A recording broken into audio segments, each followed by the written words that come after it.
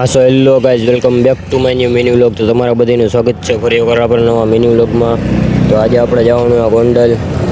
તો તમે જોઈ શકો છો આપણે ચાવી બાવી લઈને રેડી થઈ ગયા છીએ તૈયાર, અને આપણી મેનારાણી પર તૈયાર જ છે. ચાલો આપણે એને લઈને નીકળી જઈએ ગોંડલ.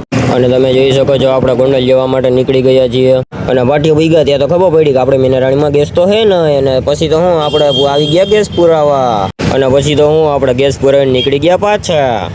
અને પછી તો મારા લઈ જાવ, તમે જોઈ શકો છો આપણે ભૂગી ગયા છીએ ગોંડલ. અને અહીંયા આવીને જોયું તો હું આ બધે તો મેચ જોતા હતા અને ડાયરો જમાવીને બેઠા હતા. અને પછી તો હું બેસી ગયો મેચ જોવા. અને અત્યારે બેટિંગમાં હે હાર્દિક પંડ્યા અને તિલક વર્મા. અને રાશિ તો એક બાજુ બેસીને એકલી પેપ્સી પીવા માંડી.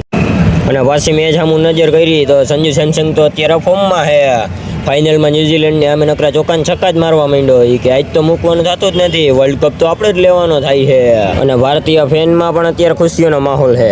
અને હવે ફાઇનલી ઇન્ડિયાની બોલિંગ આવી ગઈ છે. અને પછી તો બુમરાહે બોલિંગ કરી અને દડો ઉડ્યો હવામાં, અને નીચે ઈશાન કિશને સીધો કેચ પકડી લીધો. અને પછી બોલિંગમાં આવી ગયા વરુણ ચક્રવર્તી, અને એ દડો હવામાં ઉડ્યો અને એ કેચે ઈશાન કિશને પકડી લીધો. અને છેલ્લા જ દડામાં છેલ્લી વિકેટ અભિષેક શર્માએ લઈ લીધી. અને ફાઇનલી ન્યુઝીલેન્ડને 19 ઓવરમાં ઓલ આઉટ કરી ઇન્ડિયા જીતી ગયું હતું 2024નું વર્લ્ડ કપ. અને જોઈ રહ્યા છો તમે અમારા ઘરમાં પણ ખુશીઓનો માહોલ થઈ ગયો છે. આમાં તો આપણે પણ સેલિબ્રેશન કરવું જોઈએ. તો શું આપણે પણ સેલિબ્રેશન કર્યું. અને પછી તો હું ઉઠીને જોયું તો ખબર પડી ગઈ હતી, અને આપણે નીકળી ગયા પાછા ઘર બાજુ. તો આ તો આજનો આપણા વ્લોગ. તો તમને આપણા વ્લોગ કેવો લાગ્યો કોમેન્ટ કરી જણાવી દેજો, અને આપણા વ્લોગને લાઈક કરી દેજો. તો હાલો આપણે મળીએ બીજા વ્લોગમાં. Bye bye.